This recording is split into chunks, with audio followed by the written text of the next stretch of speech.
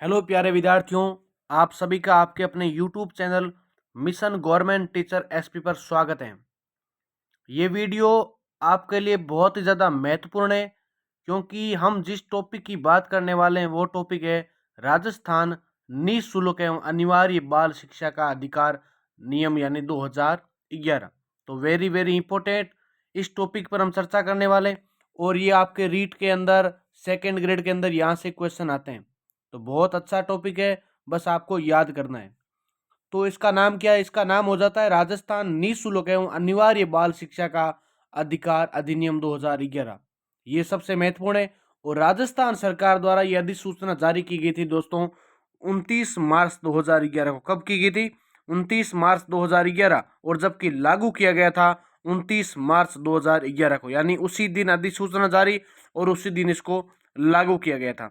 RT 2009 की धारा 38 द्वारा प्रदत्त शक्तियों का प्रयोग करते हुए राज्य सरकार द्वारा इसे बनाया गया और इसमें 10 भाग और 29 नियम है। कितने भाग है? 10 भाग है और 29 नियम है। अगर नियम की बात करें तो नियम पहला आता है इसका संक्षिप्त नाम प्रसार प्रारंभ। क्या आता है पहला नियम? कि संक्षिप्त नाम प्रसार और प्रारंभ। तो इसका नाम है राजस्थान निःशुल्क एवं अनिवार्य बाल शिक्षा का अधिकार 2011। जबकि प्रसार संपूर्ण राजस्थान में लागू है और ये प्रारंभ 29 मार्च 2011 को हुई। कब हुई है विद्यार्थियों? 29 मार्च 2011 को। बात करें नियम की सारणी के माध्यम से तो प्रारंभिक जो प्रकरण है उसमें 2 धाराएं। कितनी धाराएं? 2 धाराएं। और विद्यालय प्रबंधन समिति के अंदर 3 से 5। तीसरा जो प्रकरण है निःशुल्क व अनिवार्य शिक्षा का अधिकार, जिसके अंदर 6 धाराएं, साथ छठी धारा ये। और राज्य सरकार व स्थानीय प्राधिकार के कर्तव्य 7 से 9 तक। विद्यालय व अध्यापक के उत्तरदायित्व जो है वो 10 से लेकर 15 धाराओं के मध्य। कब है? 10 से 15 धाराओं के मध्य। जबकि अध्यापक के बारे में जानकारी हमें 16 से 21 में मिलती है। और 7 नंबर पॉइंट है पाठ्यचर्या व प्रारंभिक शिक्षा पूरा होना, यानी ये जो टॉपिक है वो 22 व 23 धारा में है। शिकायत निवारण 24 व 25। बाल अधिकारों का संरक्षण ये आपको मिलेगा 26 से 28। और प्रकरण आपके लिए 29 के अंदर। तो बात करते हैं सबसे पहले प्रथम भाग की। भाग 1 प्रारंभिक परिचय। तो नियम 2 के अंदर परिभाषा दे रखी है अधिनियम यानी निःशुल्क और अनिवार्य बाल शिक्षा का अधिकार नियम 2009, जिसकी धारा 35 में। और आंगनबाड़ी के अंदर बात करें तो आंगनबाड़ी भारत सरकार के महिला और बाल विकास मंत्रालय की एकीकृत बाल विकास सेवा स्कीम के अधीन स्थापित की गई आंगनबाड़ी है, कोई स्कीम है। और ब्लॉक प्रारंभिक शिक्षा अधिकारी सीबीईओ, इसका भी आपको पता होना चाहिए। तो सीबीईओ क्या है? किसी ब्लॉक में प्रारंभिक शिक्षा के लिए प्रभारी जो अधिकारी होता है वो होता है सीबीओ। कौन होता है? सीबीओ। जबकि बात करें निर्देशक की, निदेशक या आयुक्त एसएसए, जो कि राजस्थान प्रारंभिक शिक्षा परिषद का मुखिया होता है। अगला पॉइंट है निदेशक प्रारंभिक शिक्षा, जो कि प्रारंभिक शिक्षा का विभागाध्यक्ष माना जाता है। कौन होता है? प्रारंभिक शिक्षा का विभागाध्यक्ष होता है। फिर बात करते हैं निःशुल्क एवं अनिवार्य बाल शिक्षा अधिकार अधिनियम 2011। तो सीडीईओ किसी जिले में प्रारंभिक शिक्षा का जो प्रभारी अधिकारी होता है वो होता है सीडीईओ। बात करें प्राथमिक विद्यालय, कक्षा 1 से 5 तक विद्यालय होता है। उच्च प्राथमिक विद्यालय जो कि 1 से 8 तक विद्यालय होते हैं उसे उच्च प्राथमिक विद्यालय कहते हैं। और छात्र संचित अभिलेख यानी सतत व व्यापक मूल्यांकन पर आधारित बालक की प्रगति अभिलेख में जो सहायक होता है वो होता है छात्र संचित अभिलेख। एक होता है एसएमसी, जो कि एक गठित समिति होती है, अधिनियम की धारा 21 अधीन गठित समिति है। तो पूछ लेते हैं कई बार एसएमसी किस अधिनियम की धारा के अंदर है? तो 21 के अंदर है। आरएससीईआरटी, आरएससीईआरटी राज्य की घोषित शैक्षिक प्राधिकारी संस्था है। क्या है ये? घोषित जो शैक्षिक प्राधिकारी संस्था है वो, इसका नाम है आरएससीईआरटी। फिर बात करते हैं भाग 2।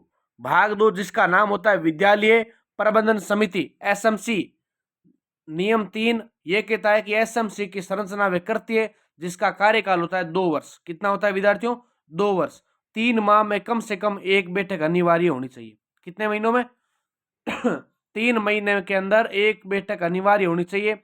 और नियम 4 कहता है एसएमसी की कार्यकारी समिति, जिसका अध्यक्ष अभिभावक होगा, उपाध्यक्ष भी अभिभावक होगा, पदेन सदस्य जो प्रधानाध्यापक होंगे और प्रत्येक माह में कम से कम एक बैठक अनिवार्य मानी जाती है। और इसकी जो गण पूर्ति होती है वो 33% होती है। कितनी होती है? 33% यानी 33% मानी गई है। नियम 5 आपका यह है कि विद्यालय विकास योजना तैयार करना। कैसे होगी वो? तो विद्यालय विकास योजना 3 वर्षीय योजना होगी, जिसमें 3 वार्षिक उपयोजना होगी। विद्यालय विकास योजना पर विद्यालय प्रबंधन समिति के अध्यक्ष, उपाध्यक्ष व सदस्य सचिव के हस्ताक्षर दिए जाएंगे और उसे वित्तीय वर्ष के अंत तक उसे सीबीओ को प्रस्तुत करेंगे, यानी जो सीबीओ जो होते हैं अधिकारी उनको प्रस्तुत करेंगे। फिर आपके लिए मोटे तौर पर भाग 3 है, जिसका नाम है निःशुल्क और अनिवार्य शिक्षा का अधिकार। निःशुल्क और अनिवार्य शिक्षा का अधिकार। और ये नियम 6 कहता है कि राज्य सरकार किसी स्थानीय प्राधिकारी को स्वामित्वाधीन किसी विद्यालय के एसएमसी विशेष प्रशिक्षण वाले बालकों की पहचान करेगी और इन बालकों को उसी विद्यालय भवन में व उसी विद्यालय में कार्य कर रहे आज आपके द्वारा प्रशिक्षण दिया जाएगा। इस प्रशिक्षण की अवधि न्यूनतम 2 महीना और अधिकतम 2 वर्ष मानी गई है।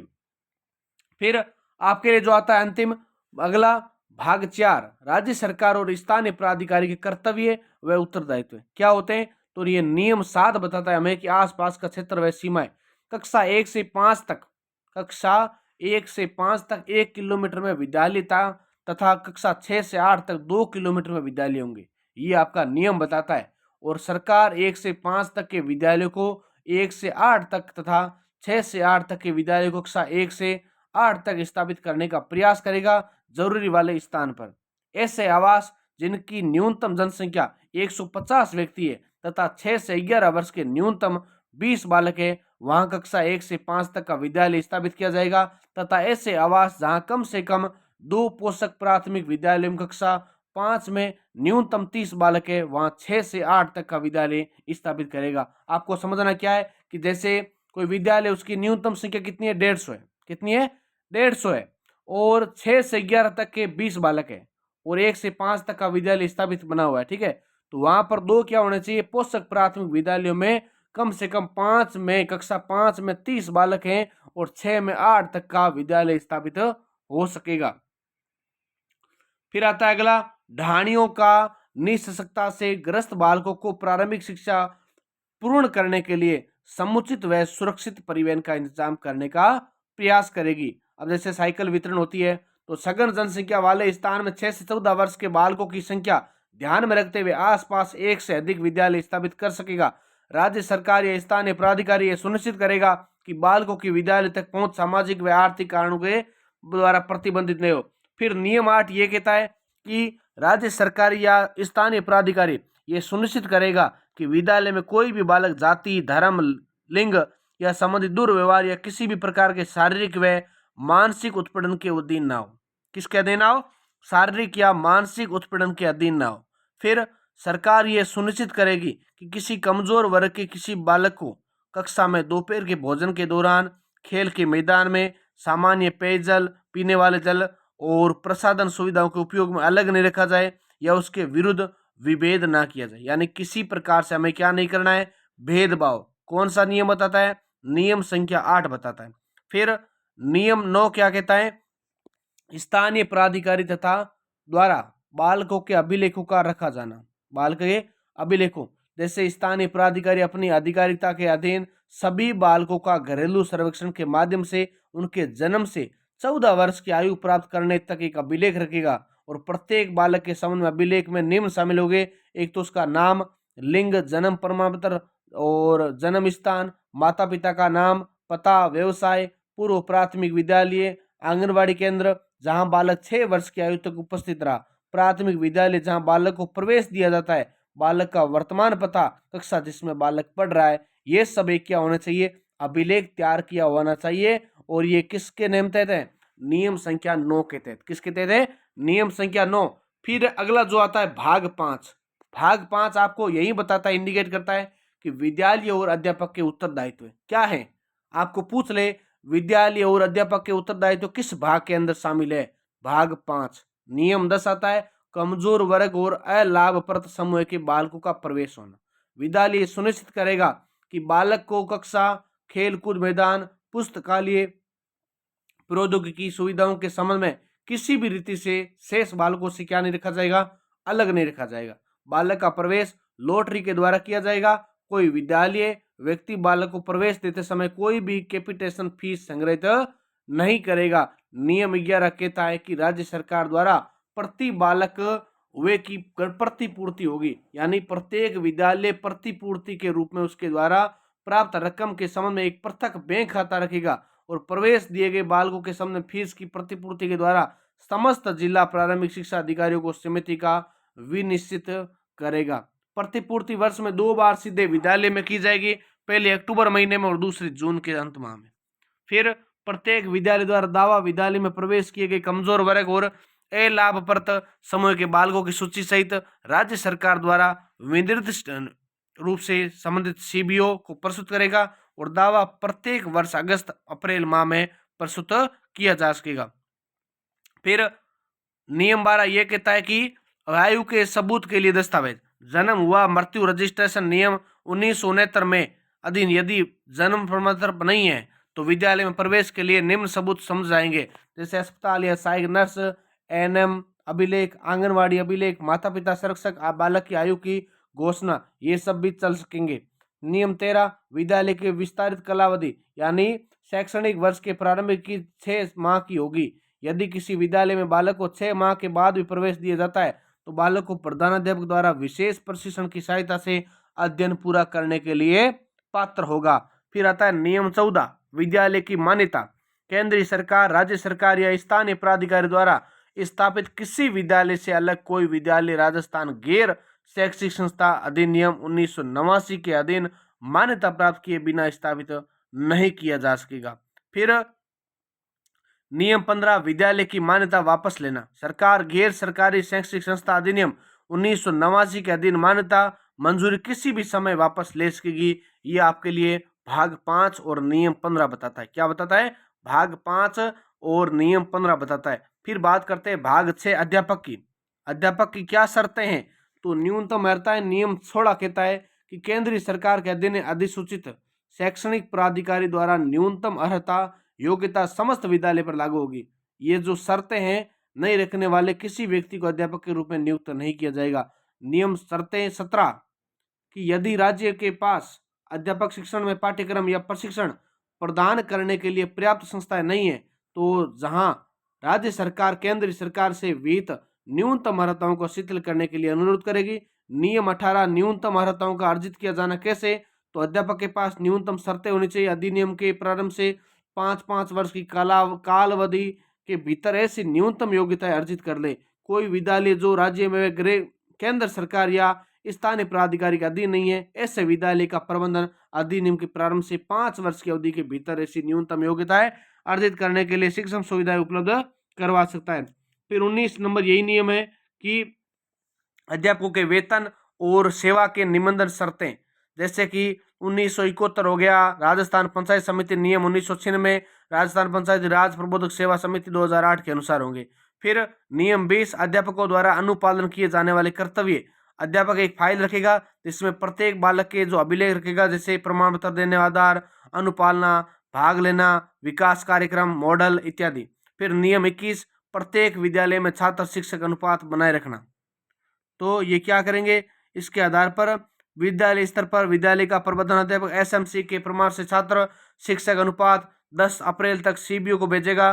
सीबीओ प्रति 10 वर्ष तक, सीडीओ निर्देशक प्रति 20 मई को, निर्देशक राज्य सरकार और प्रति वर्ष 15 जून। ये आपके लिए क्रम चलता रहेगा, यानी निर्देशक सीबीओ व सीडीओ से प्राप्त रिपोर्ट के आधार पर राज्य की एक समेकित रिपोर्ट तैयार करेगा तथा अध्यापकों के अधिशेष कमी यदि कोई हो तो उसके समय क्या रहेगा? कार्रवाई करेगा। ये सब हमें देखते हैं, करते हैं सारे। फिर आता है भाग 7 पाठ्यचर्या व प्रारंभिक शिक्षा का पूरा होना। कैसे होगा ये? तो नियम 22 बताता है। क्या बताता है? कि शैक्षणिक प्राधिकारी आयु अनुसार पाठ्यक्रम पाठ्य पुस्तकों में अन्य शिक्षण सामग्री तैयार करना, सतत व व्यापक मूल्यांकन करना और शैक्षणिक प्राधिकारी नियमित आधार पर संपूर्ण विद्यालय क्वालिटी निर्माण की प्रक्रिया डिजाइन व क्रियान्वित करेगा। फिर प्रमाण पत्र प्रदान करना, जो कि नियम 23 के अंदर है, धारा 29 के अधीन समस्त पाठ्यक्रम पूर्ण कर लिया गया है। फिर भाग 8 ये कहता है शिकायत निवारण। क्या कहता है? शिकायत निवारण। नियम 24 अध्यापकों के लिए शिकायत निवारण पत्र तैयार करता है। जिला स्तर पर जिला स्तरीय शिकायत निवारणी, जिसका अध्यक्ष मुख्य कार्यकारी अधिकारी जिला परिषद, सदस्य जिला प्रारंभिक शिक्षा अधिकारी, सदस्य होते हैं अपर जिला प्रारंभिक शिक्षा अधिकारी, जबकि ब्लॉक स्तर पर होते हैं अध्यक्ष ब्लॉक शिक्षा विकास अधिकारी, सदस्य ब्लॉक प्रारंभिक शिक्षा अधिकारी, मुख्य सचिव अपर ब्लॉक प्रारंभिक शिक्षा अधिकारी, जबकि अध्यापक अपनी शिकायत ब्लॉक स्तर पर करता है, लेकिन इससे प्राप्त करने में संतुष्ट न होने शिकायत जिला स्तर पर भी कर सकता है। फिर नियम 25 क्या कहता है कि बालकों या माता पिता की शिकायत का निवारण जो कि एसएमसी के अध्यक्ष को दी जाती है और एसएमसी की नियमित बैठकों में शिकायत में उठाए गए विषयों पर विचार करेगा और कार्रवाई करेगा। फिर भाग जो 9 है, बाल अधिकारों का संरक्षण, ये नियम 26 बताता है कि राजस्थान राज्य बाल अधिकार संरक्षण आयोग द्वारा कर्तव्यों का निर्वहन, राज्य सरकार इसके कर्तव्यों के निर्वहन के लिए एक प्रकोष्ठ गठित कर सकेगी। फिर नियम 27 क्या कहता है? नियम 27 यही कहता है कि राजस्थान राज्य बाल अधिकार संरक्षण आयोग के समक्ष परिवादों को प्रस्तुत करने की रीति होगी, यानी राजस्थान राज्य बाल अधिकार संरक्षण आयोग अधिकारों के अतिक्रमण के संबंध में परिवादों के रजिस्ट्रेशन के लिए एक चाइल्ड हेल्पलाइन की स्थापना कर सकेगा, जो ऑनलाइन मॉनिटर की जाएगी। क्या की जाएगी? ऑनलाइन मॉनिटर की जाएगी। नियम 28 राज्य सलाहकार परिषद का गठन और उसके कर्तव्य, राज्य सरकार को राय देने के लिए राज्य सरकार एक राज्य सलाहकार परिषद का गठन करेगी, जिसमें एक अध्यक्ष और 14 सदस्य होंगे, जिसमें महिलाएं 1/3 सदस्य होंगे। परिवादों की बैठक की अध्यक्षता अध्यक्ष करेगा। अगर अध्यक्ष उपस्थित होने में असमर्थ है तो वे ऐसी बैठक के लिए परिषद के किसी सदस्य का नाम निर्दिष्ट कर सकेगा, जिसकी 50% क्या होगी? गणपूर्ति और समय अवधि होगी 2 वर्ष। फिर आता है भाग 10 प्रकरण। क्या है प्रकरण? नियम 29 शंकाओं का निराकरण। शंकाओं का निराकरण, अगर इस नियमों के लागू होने से कोई शंका उत्पन्न हो तो सरकार के शिक्षा विभाग का फैसला अंतिम व बाध्यकारी होगा। तो ये था विद्यार्थियों आपके लिए राजस्थान जो 2011 के नियम है, उसके अंदर जितने भी धाराएं हैं, नियम है, वो हमने सब देखी। 10 भाग हैं और 29 नियम है, आपको याद होने चाहिए, एग्जिट याद होने चाहिए। नेक्स्ट वीडियो के अंदर फिर से मिलते हैं और उसके अंदर नया टॉपिक लेकर आएंगे। तब तक आप इस वीडियो को लाइक करें, शेयर करें और अपने दोस्तों के साथ साझा करें, ताकि आने वाले हर कंपटीशन एग्जाम से second grade REET mains exam के अंदर आपके लिए लाभदायक हो सके। इसी के साथ जय हिंद, जय भारत।